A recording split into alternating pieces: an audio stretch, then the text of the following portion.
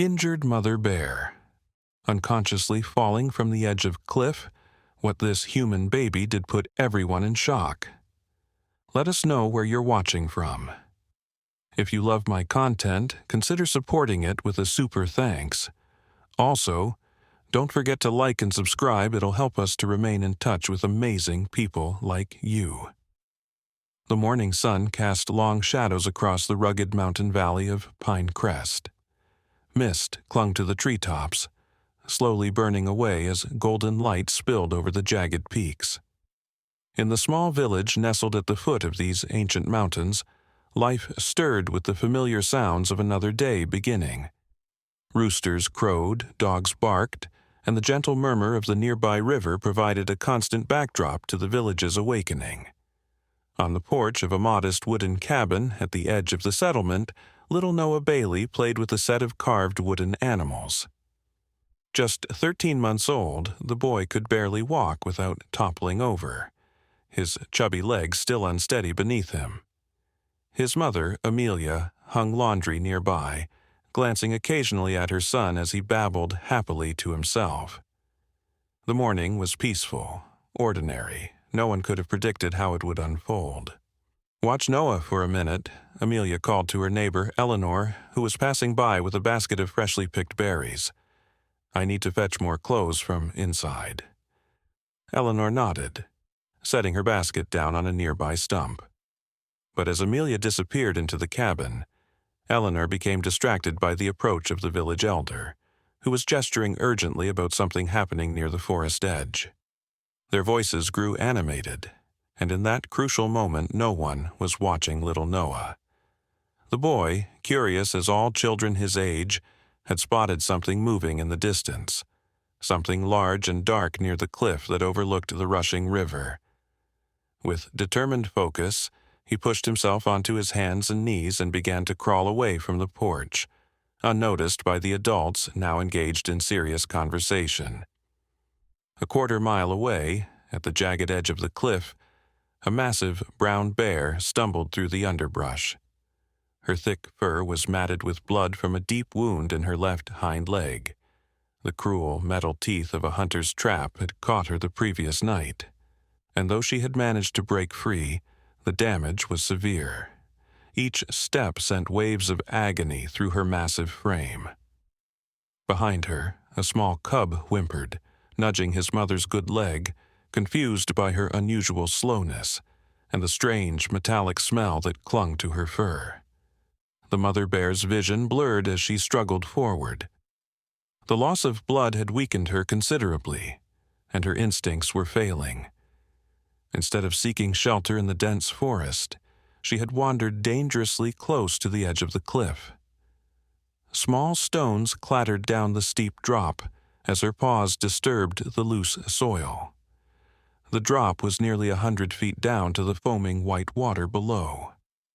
"Mama hurt," the cub seemed to say with his plaintive cries, circling his mother anxiously as she swayed on her feet. Back in the village, the commotion had grown. A young hunter had spotted the bears from his lookout post and had come running into the village, shouting warnings. "Bears, near the east cliff, get your weapons," he yelled, his voice carrying across the village square. The villagers began to gather, some grabbing spears, others axes or bows. The bears were usually peaceful neighbors to the village, keeping to the deeper parts of the forest. But an injured bear was unpredictable, dangerous. The fact that there was a cub involved made the situation even more volatile. Mother bears were notoriously protective. "We should drive them away," said one of the men, testing the edge of his spear with his thumb.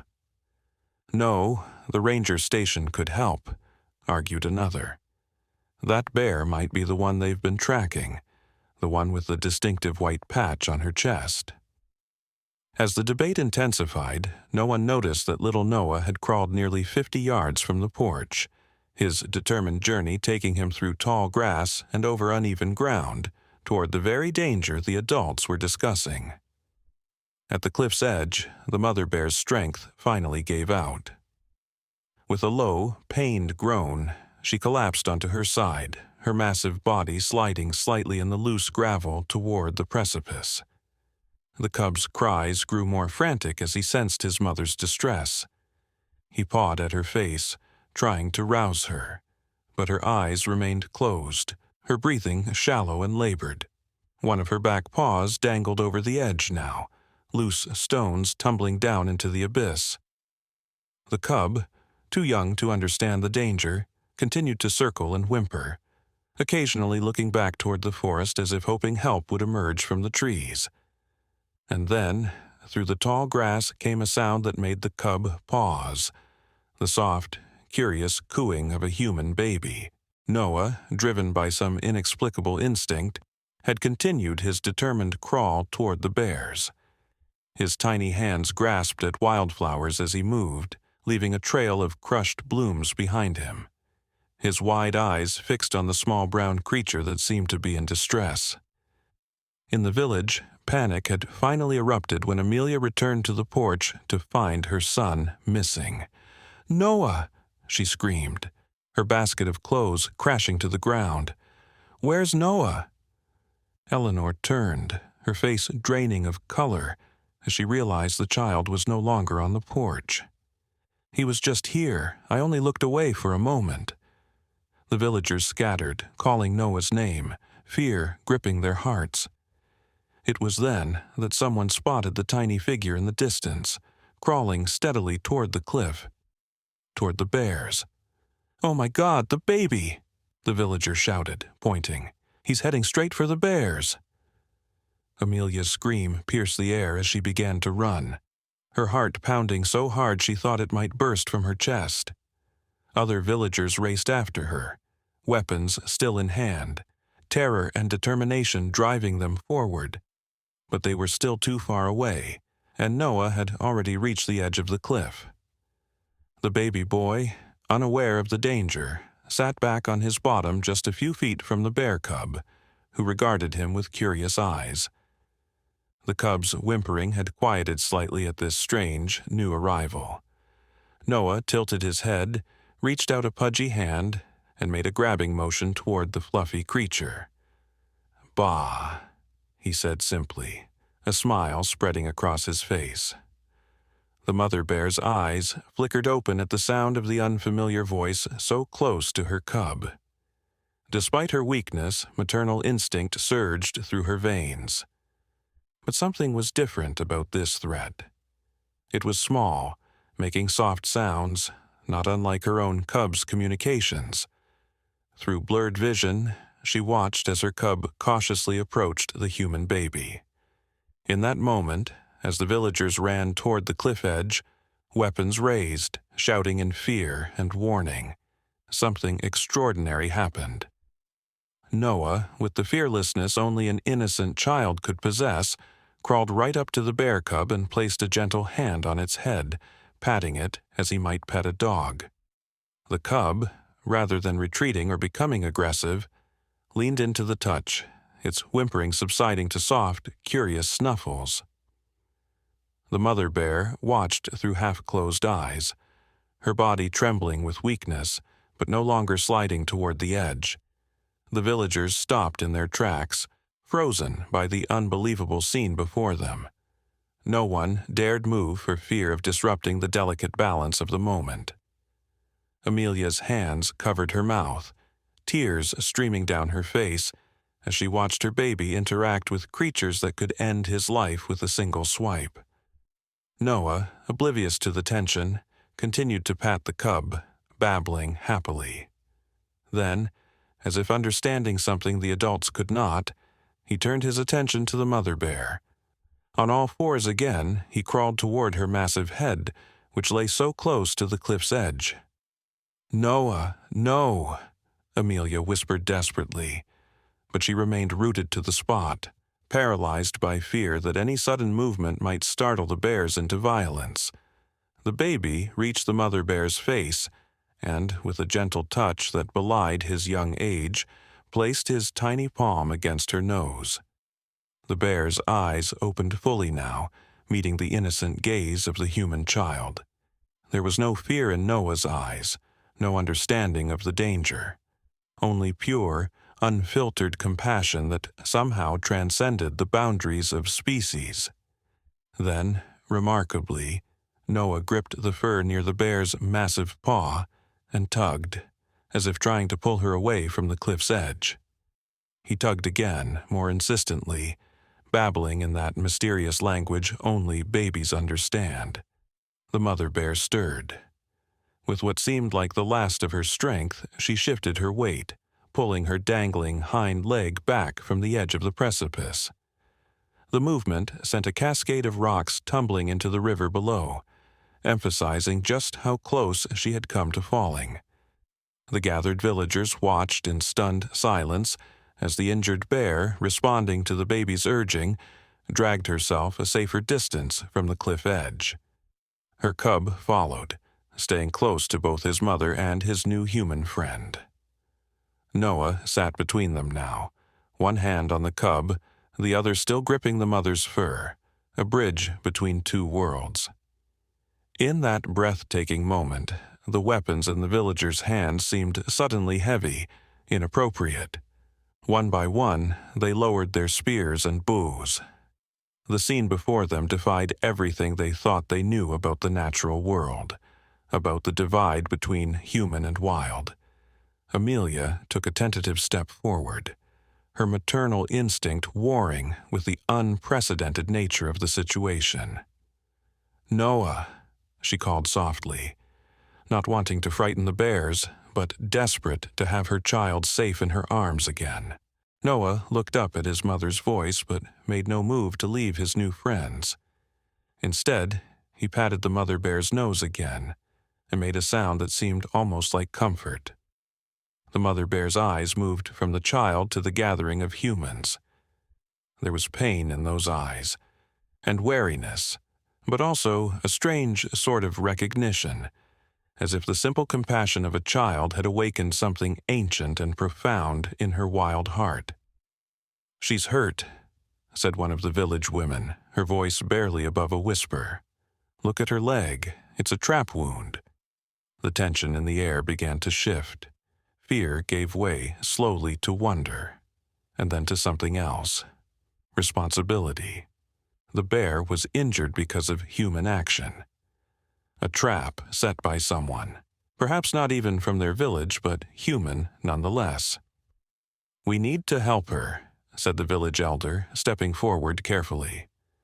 "The boy has shown us the way." As if understanding the change in the human's intentions, the mother bear laid her head back down, her eyes still fixed on Noah. The baby, sensing he had somehow bridged an important gap, laughed joyfully, the sound echoing across the cliff face and down into the valley below. And so began the most extraordinary rescue the village of Pinecrest had ever witnessed. A rescue made possible by the fearless compassion of a child too young to know that bears and humans were supposed to fear each other. A rescue that would change the village's relationship with the forest and its inhabitants forever. The mother bear watched the humans approach, no longer with aggression, but with cautious acceptance. Her cub stayed close to Noah, as if the baby had become a talisman of safety, and Noah, in his innocent wisdom, continued to pat both bears gently, creating a circle of trust where none should have existed. The morning sun climbed higher in the sky, illuminating the cliff edge with golden light that seemed to bless the unlikely gathering. The rushing river below continued its eternal journey, carrying away the story of what might have been. A tragedy averted by the smallest citizen of Pinecrest, whose heart knew no boundaries of species or fear. "Bah," Noah said again, looking up at his mother with eyes full of simple joy, unaware that he had just rewoven the fabric of understanding between two worlds that had long existed side by side but rarely in harmony. The villagers, weapons now set aside, formed a protective circle around the bears and the baby, their hearts opened by the innocent wisdom of a child. And in that circle, with the cliff's edge no longer a place of danger but of new beginnings, the healing began.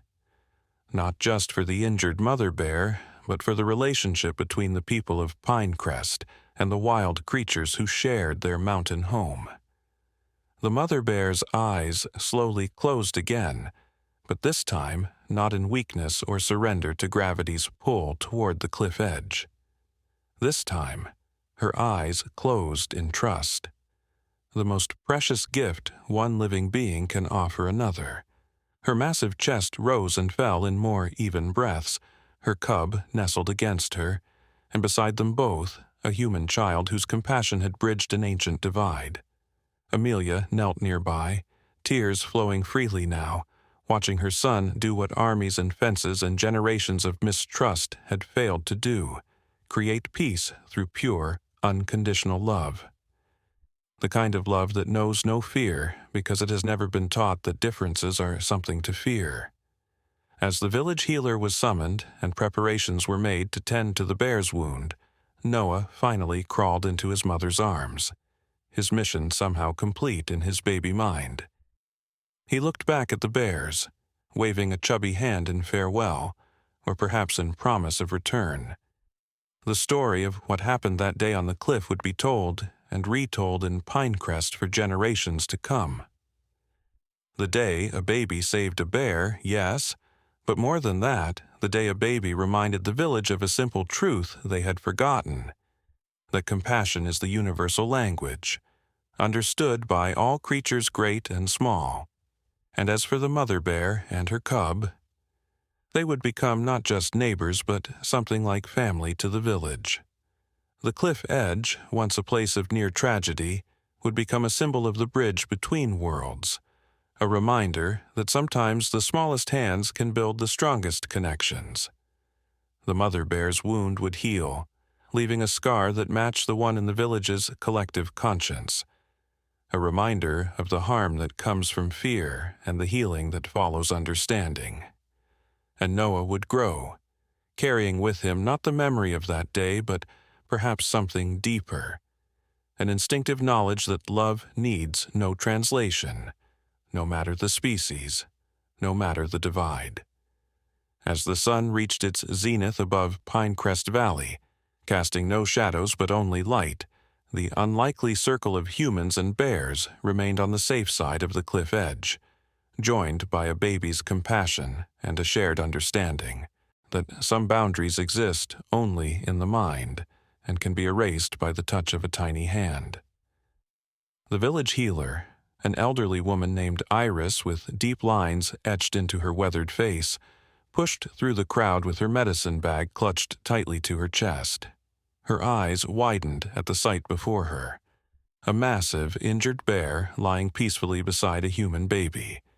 But her hands remained steady as she knelt beside the wounded animal. "Everyone stay calm and quiet," she instructed, her voice carrying authority despite its softness. "The bear is weak from blood loss.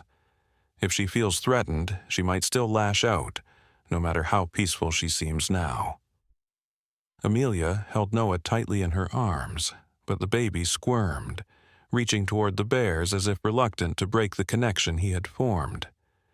The mother bear's eyes followed him, and a low sound rumbled in her throat, not threatening, but almost mournful.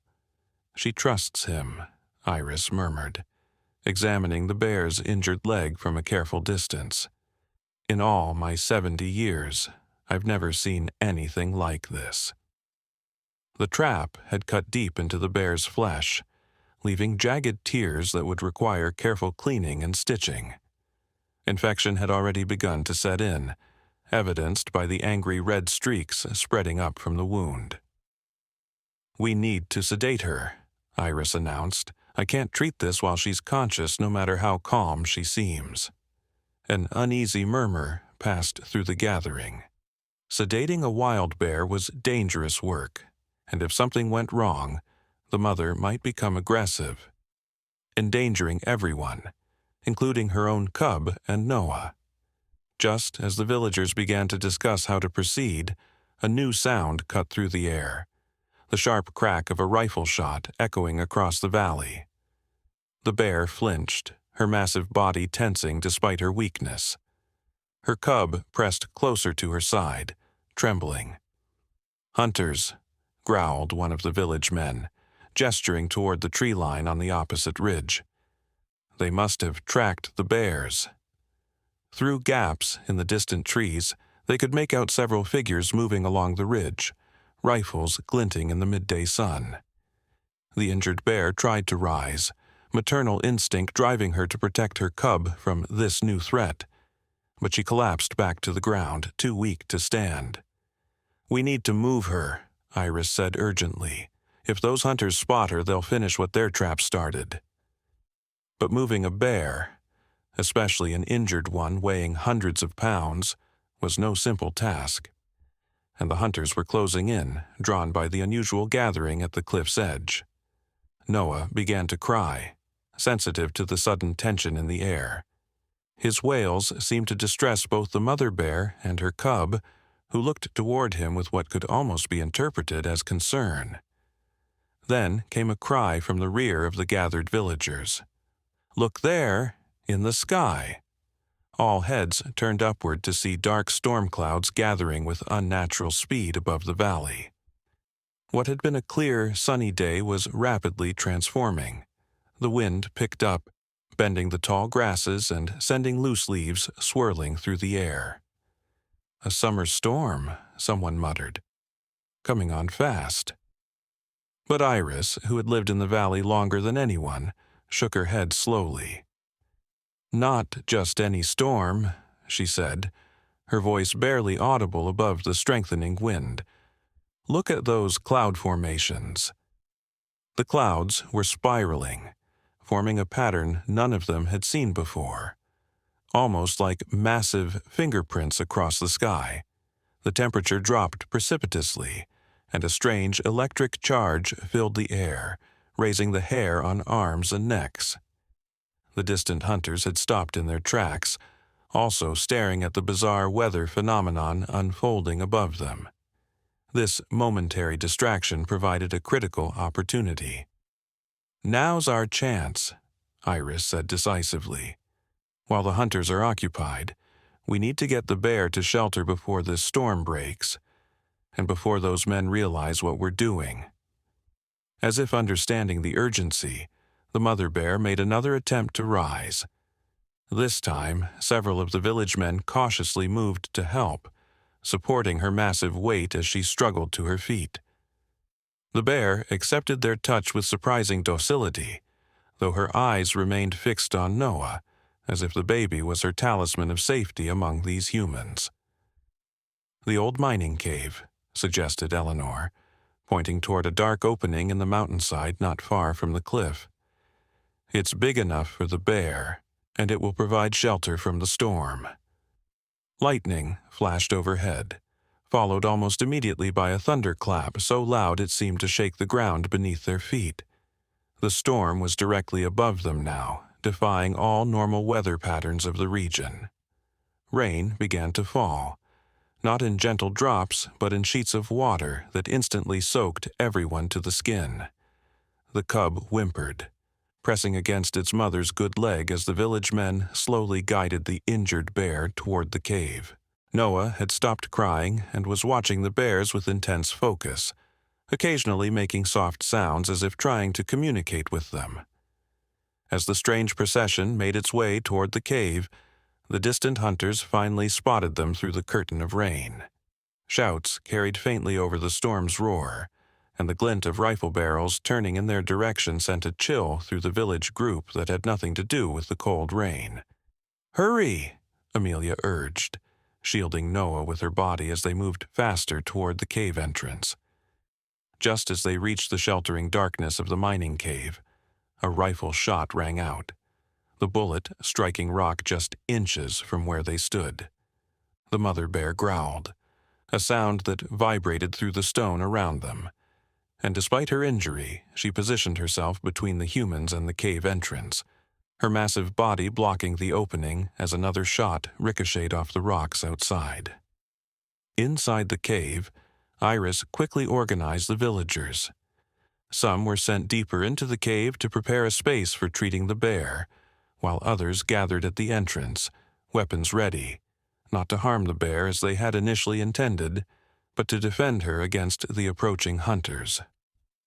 "This doesn't make sense," whispered Amelia, cradling Noah as she huddled beside the bear cub in the relative safety of the cave's interior. "Why would hunters be so determined to kill this particular bear? There are plenty in these mountains." The village elder, a man named Thomas who had remained mostly silent until now, moved closer to the injured bear and examined the wound more carefully in the dim light filtering through the cave entrance. "This isn't just any bear," he said slowly, his finger hovering over a distinctive white patch on the bear's chest, a marking partially obscured by mud and blood but still visible. "This is the spirit bear of Ravenwood Mountain, the one from the old legends." A hush fell over the villagers at his words. Even the youngest among them had heard the tales of the spirit bear, a massive female bear with a white star on her chest who was said to be a guardian of the mountain and its creatures. According to legend, the spirit bear appeared during times of great imbalance between humans and nature, serving as both warning and bridge. "Nonsense," scoffed one of the men. "That's just an old story to scare children away from wandering too far into the forest." But Thomas shook his head, his weathered face solemn. "My grandfather saw her once, 50 years ago, before the great forest fire that nearly destroyed our village. She led him to a hidden spring when all other water sources had dried up. That spring saved the village." Outside, the storm intensified, lightning striking so close that the thunder and flash were simultaneous. The hunters' shouts grew closer despite the deluge. Noah, who had been watching the conversation with unusual attentiveness for a baby, suddenly squirmed from his mother's grasp and crawled toward the injured bear. Before Amelia could catch him, he had placed his tiny hand on the white star-shaped patch on the bear's chest. The moment his skin made contact with the marking, a blinding flash of light filled the cave, brighter than lightning, accompanied by a sound like thousands of whispered voices speaking at once. The light pulsated outward from the point where Noah's hand met the bear's fur, spreading through the cave and illuminating hidden chambers and tunnels none of them had known existed. When the light faded seconds later, leaving them blinking in the relative darkness, the bear's wound had closed, not healed completely. An angry red scar still marked where the trap had torn her flesh, but the bleeding had stopped, and the infection that had been spreading visibly retreated. The bear rose to her full height, no longer hampered by her injury, and turned to face the cave entrance just as 3 hunters appeared, rifles raised. "Stand aside," shouted the lead hunter, a tall man with a face shadowed by his wide-brimmed hat. "That bear is ours by right. We've tracked her for weeks." "This bear belongs to no one," Thomas replied calmly, stepping forward to stand beside the massive animal. "And she is under the protection of Pinecrest Village." The hunter's laugh was cold. "Protection? Do you have any idea what you're harboring? That's no ordinary bear." "We know exactly what she is," Iris said, joining Thomas. "She's the spirit bear of Ravenwood Mountain." "Spirit bear, demon bear, call it what you will," the hunter spat. "My employer wants it dead, and its cub captured. The white star marking is rare, worth a fortune to collectors. Now stand aside, or we'll consider you no better than the beast you're protecting." As the standoff intensified, the storm outside reached a fever pitch. The rain fell with such force that it created a curtain of water across the cave entrance, partially obscuring the hunters. Lightning struck a tree nearby, splitting it with a thunderous crack that momentarily drowned out all other sounds. In that moment of chaos, Noah once again broke free from his mother's grasp. Before anyone could react, he toddled through the rain curtain and stood directly between the hunters and the cave entrance, his tiny figure silhouetted against the storm. "Noah!" Amelia screamed, lunging forward.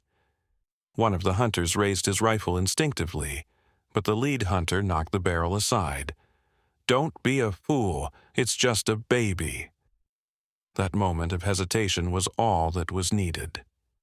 The mother bear moved with a speed that belied her massive size, positioning herself behind Noah, her huge form towering over the child. But rather than harm him, she gently nudged him with her nose, pushing him back toward the safety of the cave, where Amelia stood frozen in terror. Then the bear rose up on her hind legs, reaching a height of over 8 feet, and let out a roar that seemed to shake the very mountain. The white star on her chest glowed with an inner light, visible even through the pouring rain. The hunters stumbled backward, their expressions changing from confidence to fear. The lead hunter fired a panicked shot that went wide, the bullet embedding itself in the cave wall.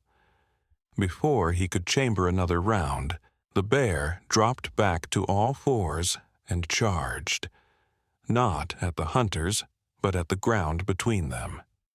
Her massive paws struck the earth with such force that the already rain-soaked soil gave way. A fissure opened in the ground, small at first, but widening rapidly as the torrential rain washed away the loose dirt.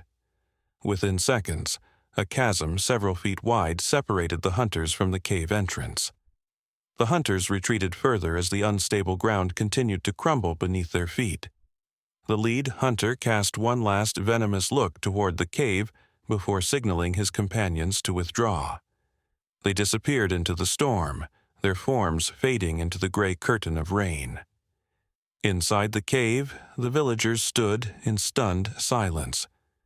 The mother bear turned and lumbered back to them, her gait still favoring her injured leg despite the miraculous partial healing.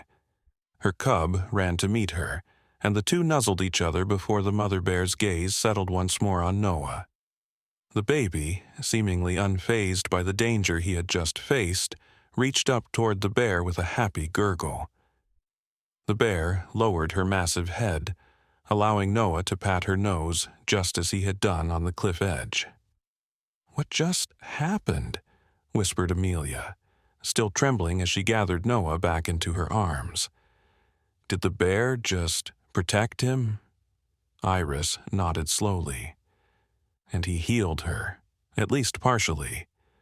The legends about the spirit bear mention a human counterpart, a person with the gift to understand and heal wild creatures. Such a person is born perhaps once in several generations." "But he's just a baby," Amelia protested. "Perhaps that's why the connection was possible," Thomas suggested. "A child too young to have learned fear or prejudice, pure instinct and compassion." The storm outside began to abate as suddenly as it had arrived.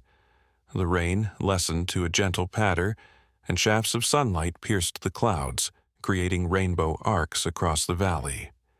The immediate danger had passed, but questions remained. Who had sent the hunters?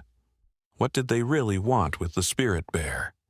And what did Noah's connection to the bear mean for him and for the village? As if sensing their questions, the mother bear moved deeper into the cave, her cub following closely. She paused and looked back at the humans, as if inviting them to follow. "I think she wants to show us something," Iris said softly. Thomas nodded in agreement. The old stories mention that the spirit bear guards ancient knowledge within the mountain. Perhaps that's where she's leading us. Amelia clutched Noah tighter. "Is it safe to follow her?" "After what we just witnessed?" Eleanor said. "I think we're safer with her than without her." The villagers gathered torches from the supplies they had brought to treat the bear's wound. As the flames sputtered to life, casting dancing shadows on the cave walls, they prepared to follow the spirit bear deeper into the mountain's embrace. Toward answers, perhaps, or toward even greater mysteries. Noah reached out from his mother's arms toward the retreating forms of the bears, making soft cooing sounds.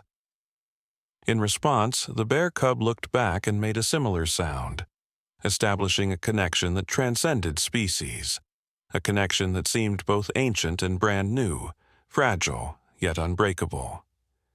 And so, with torches held high, the villagers of Pinecrest followed the spirit bear and her cub into the depths of the mountain, led by the intuition of a child who had not yet learned that such connections were supposed to be impossible. Behind them, the storm cleared completely, revealing a sky washed clean, as if the boundaries between heaven and earth, like those between human and wild, had momentarily dissolved. The cave system stretched deeper into the mountain than any of the villagers had suspected. What they had always called the Old Mining Cave was merely the entrance to an extensive network of tunnels and chambers that seemed to reach into the very heart of Ravenwood Mountain.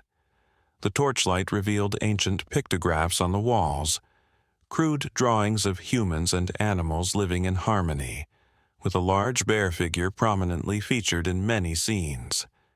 "These markings are older than our village," Thomas murmured, running weathered fingers over a particularly vivid image of a bear with a star on its chest standing beside a small human figure. "Our ancestors knew about the spirit bear." The mother bear moved steadily ahead, her partially healed leg still causing her to limp slightly, but the remarkable recovery allowed her to lead them deeper into the mountain. Her cub trotted alongside, occasionally looking back at Noah as if checking that the baby was still following. Noah remained unusually alert in his mother's arms, his eyes wide and focused on the bears. He made no attempt to squirm free, but watched their guides with complete trust and occasional sounds of delight when the bear cub looked his way. "How much farther?" one of the villagers whispered after they had been walking for nearly half an hour through increasingly narrow passages. The question seemed directed not at his human companions but at the bears themselves. As if in answer, the tunnel suddenly widened, opening into a vast underground chamber. The villagers gasped collectively as their torchlight revealed the space. The ceiling soared at least 30 feet above them, with natural skylights, narrow fissures in the mountain's rock, allowing thin beams of sunlight to penetrate the darkness. A small underground stream cut across one side of the chamber, its water gleaming silver in the combined light of sun and flame. But what truly captured their attention was at the center of the chamber. There, on a natural stone dais, rested what appeared to be a large crystal, roughly the size of a human head, with facets that caught and magnified their torchlight, casting rainbow prisms across the walls. The mother bear approached the crystal and sat beside it, her massive form dwarfing the stone pedestal. She looked expectantly at the humans, particularly at Noah. "What is this place?" Amelia asked, her voice barely above a whisper, as if speaking too loudly might somehow violate the sanctity of the chamber. Iris moved forward slowly, examining the crystal and the surrounding area with the careful eye of someone accustomed to reading signs others might miss. "This is old magic," she said at last. "Older than any human settlement in these mountains." "Magic?" scoffed one of the men who had earlier been ready to drive the bears away. "That's just a mineral formation. Impressive, yes, but natural." Iris gave him a patient look. "Not all magic is sparkles and incantations, Daniel. Some magic is simply the deep connection between all living things, a connection we've forgotten how to feel, but that still exists." The mother bear made a low rumbling sound, drawing their attention back to her. She placed one massive paw near the crystal, then looked directly at Noah. "I think she wants Noah to approach the crystal," Thomas said quietly. Amelia instinctively tightened her grip on her son. We don't know what it might do to him." "She's protected him so far," Eleanor reminded her gently. "I don't think she means him any harm." As the villagers debated, the bear cub approached Amelia and Noah, sitting directly in front of them and looking up with what could only be described as pleading eyes. Noah reached down toward the cub, babbling happily. "Bah," he said clearly, the same sound he had made at the cliff's edge. "Bah." The cub stood on its hind legs, placing its front paws on Amelia's knees to get closer to Noah. The gesture, far from threatening, seemed almost supplicating. Amelia looked from the cub to the mother bear, then to the crystal glowing softly in the center of the chamber. Something was happening here that went beyond her understanding, but she could feel the rightness of it in her bones. A connection that defied explanation but demanded acknowledgement. With a deep breath, she slowly walked forward, carrying Noah toward the crystal and the waiting mother bear. The villagers parted to create a path, their faces a mixture of awe and apprehension. As Amelia and Noah reached the stone dais, the mother bear shifted slightly to make room for them. Up close, the crystal was even more remarkable. Not clear as they had first thought, but containing swirling patterns of light that seemed to move within its depths, like galaxies spinning in miniature. "What should I do?" Amelia whispered, looking uncertainly at the bear. The mother bear nudged the crystal gently with her nose, then looked at Noah. Understanding dawned on Amelia. Carefully, she lowered Noah until he was sitting on the edge of the stone dais. The baby immediately reached for the crystal, his chubby hands grabbing at the shimmering light. "Be careful," Amelia cautioned, though she wasn't sure what she was warning him against. The moment Noah's fingers touched the crystal surface, the chamber transformed. The beams of sunlight streaming through the ceiling fissures intensified, focusing on the crystal like natural spotlights. The crystal itself began to pulse with light from within, the swirling patterns accelerating and growing more vivid. Noah laughed with delight, patting the crystal as if it were a new toy. The sound of his laughter echoed strangely in the chamber, taking on harmonics that seemed to resonate with the crystal itself. Suddenly, the crystal projected images into the air above it, three-dimensional light formations that hovered in the space between the dais and the chamber ceiling. The villagers gasped and stepped back, some crossing themselves in superstitious fear. The projected images told a story. They showed the mountain and surrounding valley as they might have looked centuries ago, pristine, untouched by human development. Then came humans, establishing the first settlement that would eventually become Pinecrest. The images showed humans and animals living in balance, with the spirit bear, easily identifiable by the white star marking on her chest, serving as a guardian and intermediary between the two worlds. But then the images darkened, showing conflict arising. Humans expanding their territory, driving animals from their habitats, setting traps, hunting beyond their needs. The spirit bear appeared less frequently in these visions, as if withdrawing from a world grown hostile to her kind. The final images showed a dark force spreading across the land. Not humans themselves, but human greed embodied as shadowy tendrils encroaching on the mountain and forest. At the center of this darkness was a figure whose features were indistinct except for eyes that gleamed with cold ambition. As abruptly as they had appeared, the images vanished, leaving the chamber illuminated only by torchlight once more. Noah still sat before the crystal, but now he was unnaturally still, his eyes fixed on the stone as if seeing things the others could not. "Noah?" Amelia called anxiously, reaching for her son. Before her fingers could touch him, Noah spoke, not in the babbling sounds of a baby just learning language, but in clear, distinct words that couldn't possibly have come from a 13-month-old child.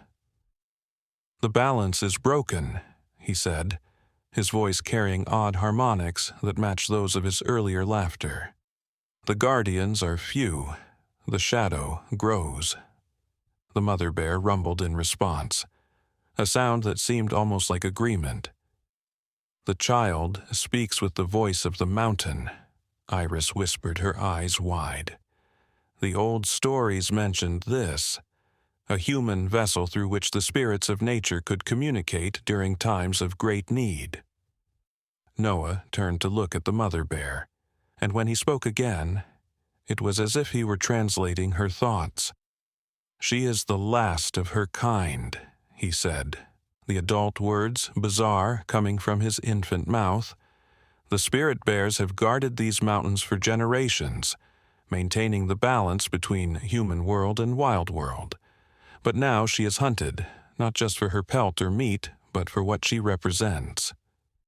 "Who hunts her?" Thomas asked, addressing the question to Noah but looking at the bear. "Who sent those men?"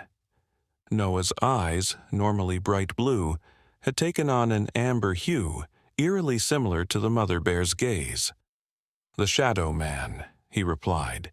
"He builds his fortune by tearing open the earth, by poisoning the water, by cutting down the ancient trees. He fears what he cannot control, and the spirit bear answers to no human master." Amelia, though clearly shaken by the transformation in her son, found her voice. "What does he want with her cub?" Noah stroked the crystal, which pulsed in response. "To break the line, to prevent another guardian from rising. The cub bears the same marking." As if understanding, the bear cub turned to show its chest, where a small white patch, barely visible in its infant fur, could now be seen. "And will one day assume the mother's role." "And what does he want with the crystal?" Iris asked, her gaze fixed on the glowing stone that seemed to be the source of the strange communication. "The heart stone is the connection between worlds," Noah replied. "It amplifies the spirit bear's power and allows communication between human and wild. With it, the guardian can call upon the aid of all forest creatures, can influence weather, can heal the land. Without it, the guardian is still powerful, but limited. The Shadow Man believes that if he possesses the stone, he can control nature itself." Daniel, the skeptical villager, had been watching with increasing disbelief. "This is madness," he declared. "The boy is too young to speak, let alone know these things. Someone is playing tricks with our minds." As if in response to his doubt, the crystal flared brightly, and the mother bear rose to her full height, towering over the man. She did not move toward him aggressively, but her presence was suddenly overwhelming, filling the chamber with an aura of ancient power that silenced his protests. "You feel it now," Noah said, his voice still carrying those strange harmonics. "The old magic that runs through all things. It has grown weak in the human world, forgotten and dismissed, but it has never left." The bear lowered herself back beside the crystal, and Noah reached out to touch her massive paw with his tiny hand. Where they connected, a soft light glowed, similar to what had happened at the cave entrance when Noah had touched the star marking on her chest. "The hunters will return," Noah continued, his gaze now sweeping across all the gathered villagers. "They know the spirit bear has found allies in your village. The Shadow Man will not stop until he has what he seeks." "What can we do?" Eleanor asked. "We're simple villagers, farmers, craftspeople, traders. We're not warriors." Noah's expression shifted to something that looked bizarrely like compassion on his infant face. "You are more than you know. This village was not established here by accident. Your ancestors were guardians too, human guardians who worked alongside the spirit bear to maintain the balance. That knowledge has been lost but not destroyed. It sleeps in your blood, in your bones, in your connection to this land." As he spoke, the crystal began to project new images, but these were not scenes from the past. Instead, they showed each villager surrounded by a nimbus of light, with threads of energy connecting them to each other, to the bears, to the mountain itself.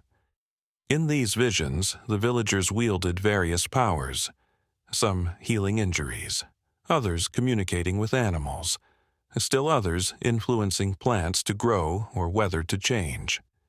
These are not magical powers in the way of children's tales, Noah explained as the villagers stared at the projections of themselves. These are the forgotten skills of living in harmony with the natural world. Each human has the potential for connection, some stronger in one area than another, but all connected to the web of life. The images faded, but something had changed in the chamber's atmosphere. The air felt charged, as if dormant energy had been awakened. Several of the villagers were looking at their hands in wonder, as if seeing them for the first time. The Shadow Man has awakened ancient greed, Noah continued. He has discovered old texts that speak of the Spirit Bear and the Heartstone. He builds a great machine that tears open the mountain, seeking minerals and metals to fuel his empire. But what he truly seeks lies here, the power to command nature itself. "How do we stop him?" Thomas asked, his weathered face set in determination. Noah looked at the mother bear, who rumbled something low in her throat. "First, the guardian must be healed completely. The wound still weakens her, despite my touch. Then the Heartstone must be protected, hidden or moved to a place of safety. And finally, the village must remember its purpose. You are not merely dwellers in this valley, you are its stewards, its defenders." "And how do we do all that?" Daniel asked, his skepticism now tempered with reluctant wonder. "Even if what you say is true—" He was interrupted by a distant sound that echoed through the tunnel they had used to reach the chamber. Voices, many voices, accompanied by the clatter of equipment and the steady thud of heavy boots. "They found the cave entrance," one of the villagers whispered urgently. "Many more than before," another added. "Too many to fight." The mother bear rose again, sniffing the air with alarm. Her cub pressed close to her side, whimpering softly.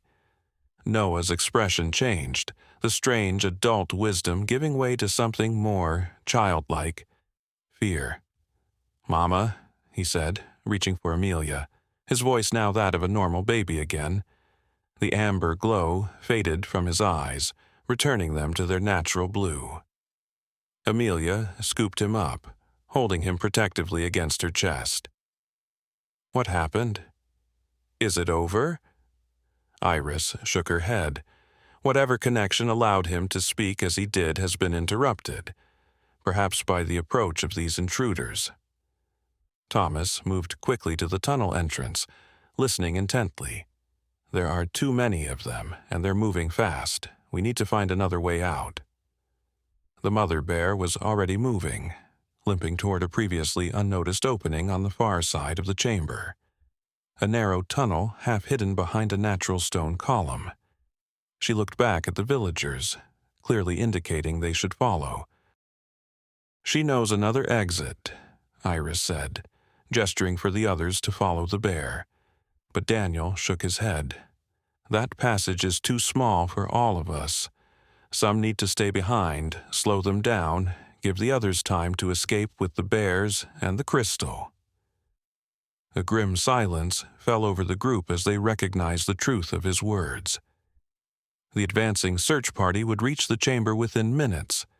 Someone would need to confront them, to misdirect them, to buy time for the others to escape. "I'll stay," Thomas said, his voice firm.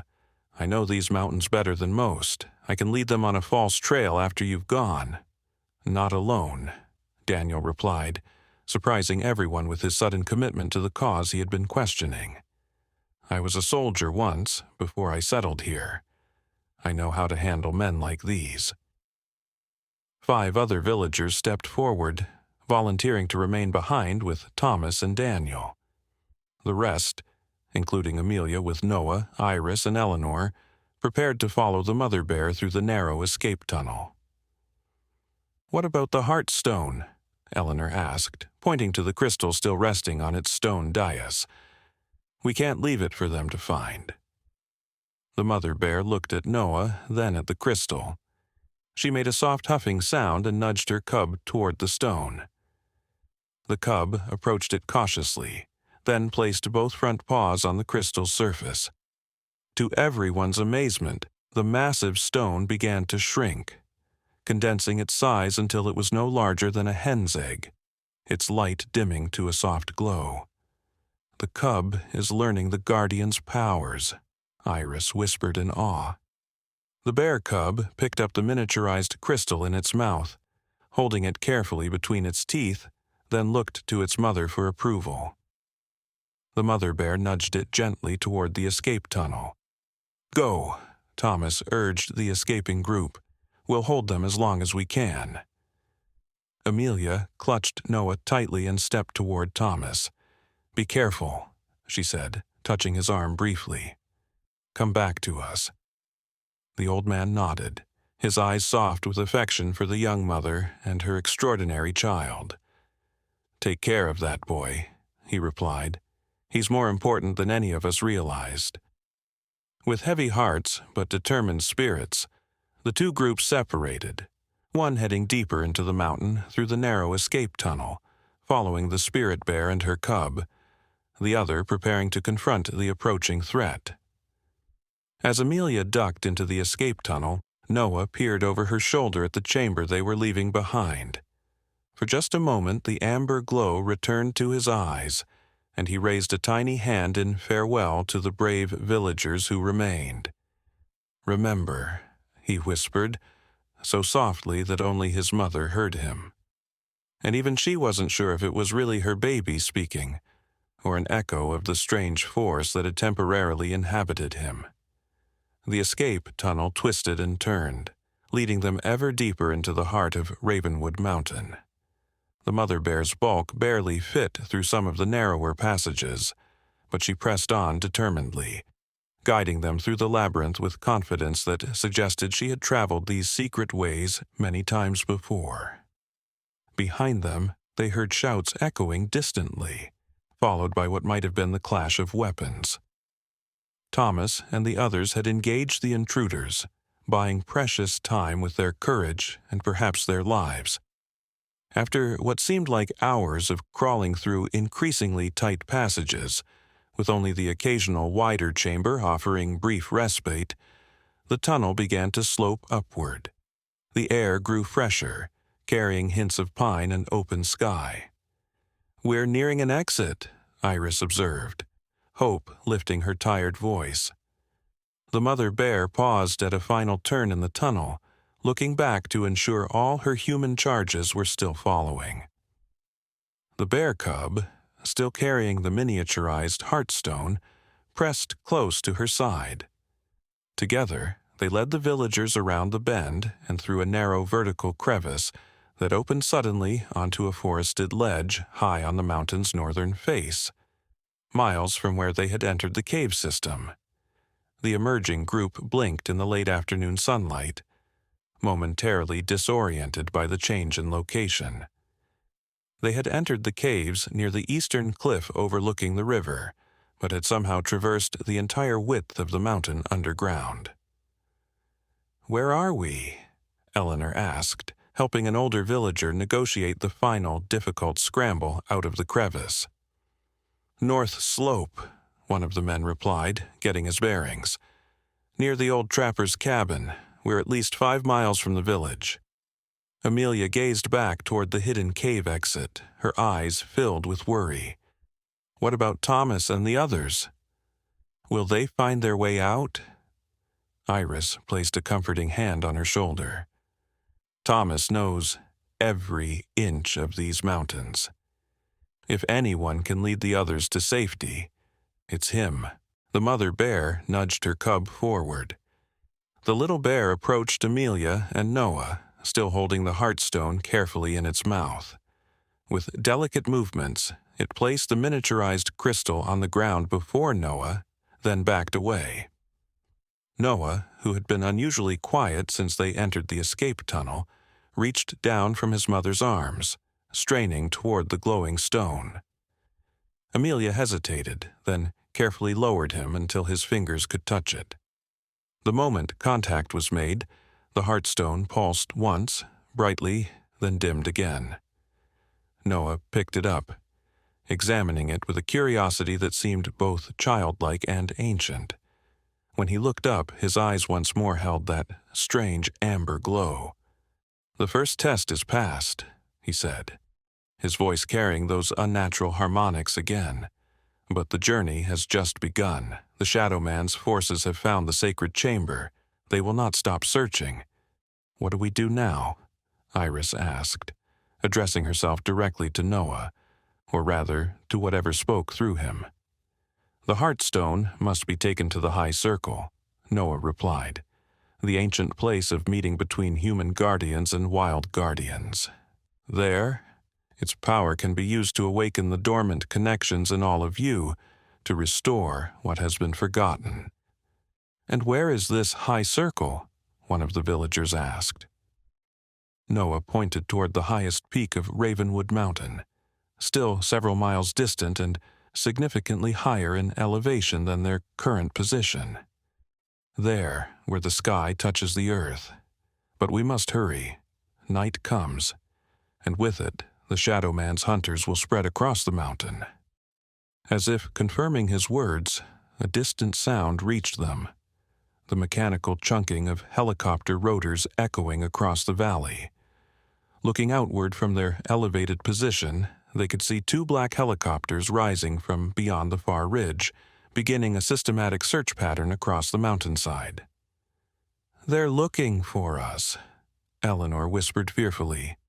"No," Noah corrected, his infant face unnaturally solemn. "They're looking for her." He pointed to the mother bear, who was watching the helicopters with obvious distress, her body tense and alert. "And for this." He held up the Heartstone, which seemed to pulse in response to his touch. "We need to keep moving," Iris urged. "Those helicopters can cover ground much faster than we can. If we stay in the open, they'll spot us." The mother bear was already moving, guiding them toward a denser patch of forest that would provide better cover. The villagers followed quickly, helping each other negotiate the rough terrain. Amelia carried Noah, who still clutched the Heartstone, its soft glow partially visible even in the daylight. As they vanished into the protective embrace of the ancient pines, the helicopters continued their methodical search, drawing ever closer to their position. The race to the High Circle had begun, a desperate journey against formidable odds, with the fate of not just the spirit bear but the entire mountain ecosystem hanging in the balance. What none of them realized yet was that they were being observed by other eyes. Wild eyes belonging to creatures of the forest who had sensed the awakening of old magic and the return of the spirit bear to her role as guardian. Throughout the dense woodlands of Ravenwood Mountain, animals were stirring, ancient instincts reactivating after generations of dormancy. The mountains themselves seemed to hold their breath, waiting to see if the long-broken balance between human and wild could possibly be restored, or if the encroaching shadow would finally extinguish the light that had protected this sacred land since time immemorial. As twilight descended over Ravenwood Mountain, the small group of villagers continued their arduous climb toward the High Circle, guided by the spirit bear. The helicopters had drawn dangerously close several times, forcing them to take cover beneath dense canopies or in shallow caves until the mechanical birds passed overhead. Noah had fallen into a deep sleep in his mother's arms, the Heartstone clutched tightly against his chest, pulsing with a gentle rhythm that matched his breathing. Even in slumber, he would not relinquish his hold on the crystal. Occasionally, he would murmur words no infant should know, fragments of ancient wisdom filtering through his dreams. "We need to rest," Iris said as they paused in a small clearing. "The women carrying children are exhausted, and the older among us can't continue at this pace." The mother bear, who had been leading the group with remarkable patience, considering her own partially healed injury, looked back at the tired humans. After a moment's consideration, she altered their course slightly, leading them toward a cluster of massive, ancient pines that stood like sentinels on a small plateau. To their surprise, the space between the trees formed a perfect natural shelter. A hollow, protected on 3 sides by the massive trunks and dense undergrowth. Invisible from the air, yet open enough to accommodate their group. The ground within was covered with soft moss that seemed to glow with faint luminescence in the gathering darkness. "She's brought us to a sanctuary," Iris whispered, her eyes wide with wonder. "Another sacred place." The mother bear rumbled in confirmation, then did something unexpected. She raised her massive head toward the darkening sky and released a low, melodious call. Not the frightening roar they had heard at the cave entrance, but something more like a song, with notes that rose and fell in a distinct pattern. For several moments after the sound faded, nothing happened. Then, from the surrounding forest came responses. Not just the calls of other bears, but a symphony of animal voices. Birds trilled, wolves howled, foxes barked, and deer made their bell-like warning sounds, all joining in harmony. "The guardian calls and the forest answers," Eleanor said, her voice filled with awe. As the animal chorus faded, movement began at the edges of their sanctuary. Creatures emerged from the surrounding woods, cautiously at first, then with growing confidence. Deer with proud antlers, foxes with bright, curious eyes, rabbits, squirrels, a family of raccoons, several mountain lions keeping a respectful distance, and even a few wolves. Birds settled on branches above, their eyes gleaming in the last light of day. "They're coming to help," Iris realized. Just as Noah said, the spirit bear can call upon the aid of forest creatures. The mother bear settled herself at the center of the hollow, her cub beside her with the injured leg stretched out before her. The various animals arranged themselves around the clearing, creating a living perimeter of protection around the humans and bears. 2 great stags positioned themselves at the opening of the hollow, their massive antlers silhouetted against the darkening sky, standing guard like ancient warriors. Overhead, owls and hawks perched on branches, their keen eyes scanning the skies for approaching helicopters. "We're safe here," Amelia whispered, gently laying Noah down on the soft moss beside the mother bear. "At least for tonight." The boy still clutched the heartstone, but his grip had relaxed somewhat in sleep. The crystal's glow had intensified with nightfall, casting enough light to illuminate the sanctuary without revealing their position to searchers. As the exhausted villagers settled down to rest, a soft rain began to fall.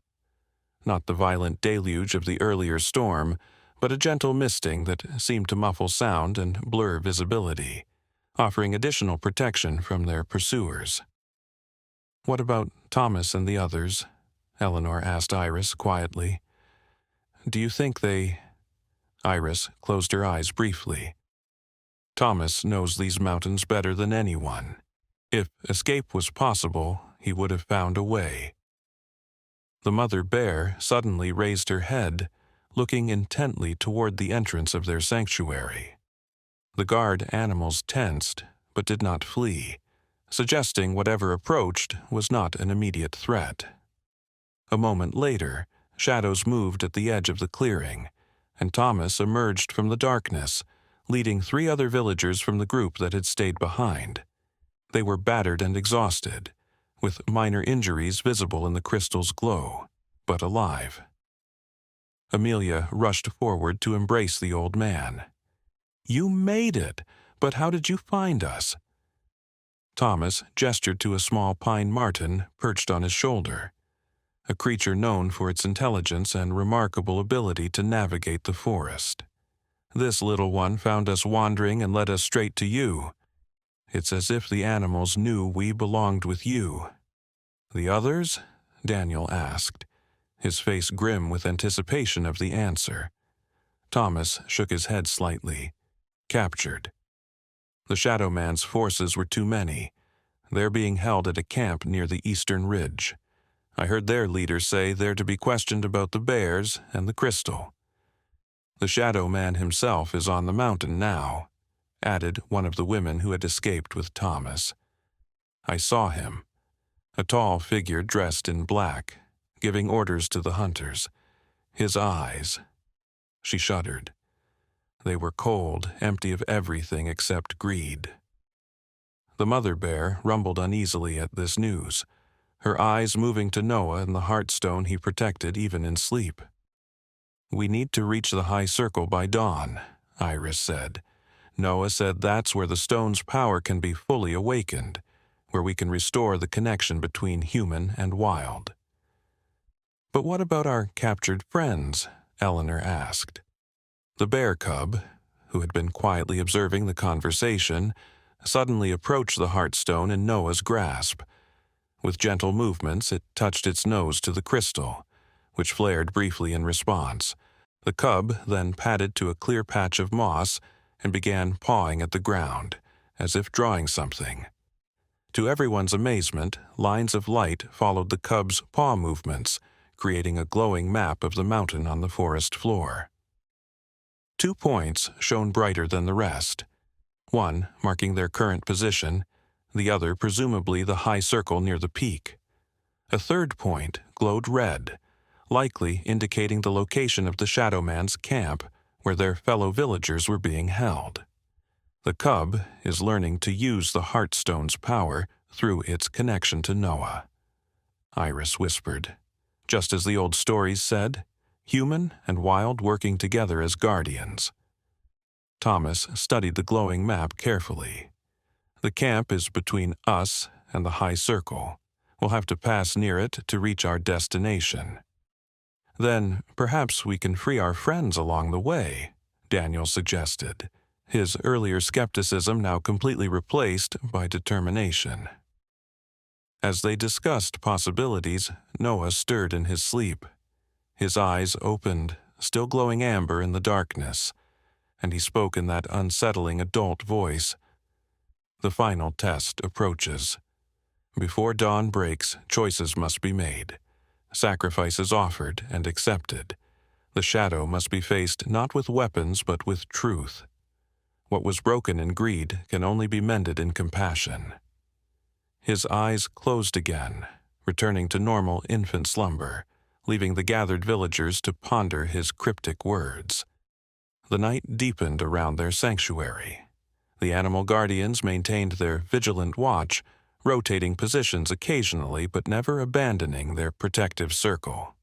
The mother bear's wound continued to heal, faster now, as if the proximity of so many creatures aligned with her purpose was strengthening her natural abilities. In the darkest hour before dawn, Noah awoke again. This time, he was fully himself, a normal 13-month-old baby, cooing and reaching for his mother. But he still clutched the heartstone, which now pulsed with increasing urgency, as if aware that morning approached. "It's time," Iris said, helping the older villagers to their feet. "We need to reach the high circle by sunrise." The mother bear rose, shaking off the night's rest, her movement much more fluid now. Her injury, while still visible, had healed enough to allow her full mobility. She nuzzled her cub, who returned the Heartstone's map to darkness with a sweep of its paw, then looked expectantly at the humans. Their animal guardians began to move, not away but with them, the stags leading, wolves flanking, birds taking to the air above to scout the path ahead. It was as if an ancient procession had been reformed after centuries of disruption. The journey to the high circle would take them perilously close to the Shadow Man's camp. But with their wild allies they moved like ghosts through the pre-dawn forest, silent, hidden, protected by creatures whose senses far exceeded human capabilities. As the eastern sky began to lighten with the first hint of approaching dawn, they crested a ridge and saw two sights that stopped them in their tracks. Ahead and above, a perfect circle of standing stones marked the high circle on a plateau near the mountain's peak, silhouetted against the lightning sky.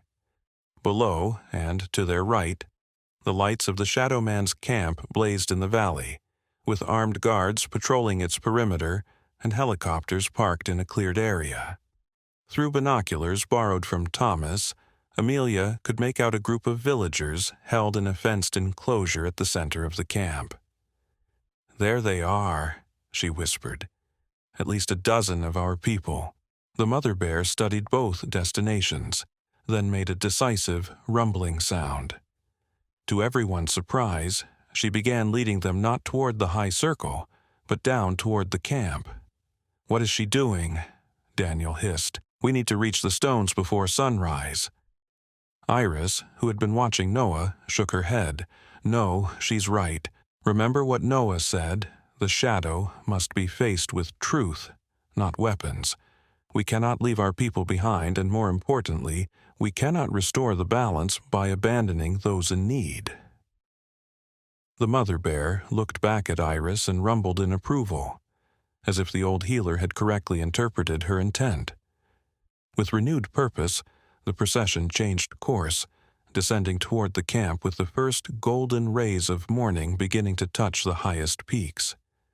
Their animal allies moved with them, staying hidden but present, a living force surrounding the small band of humans who carried hope in the form of a baby and a crystal.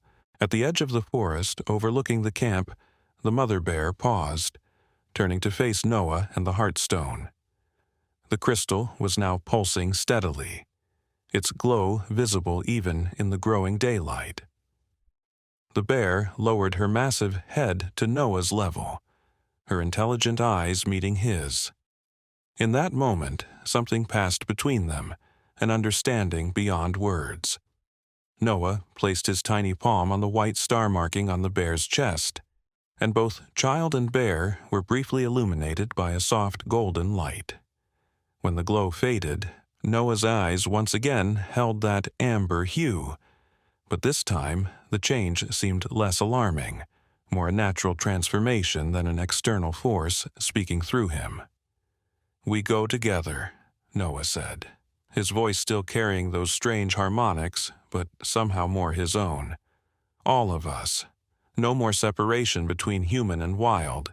The heart of the mountain calls for unity."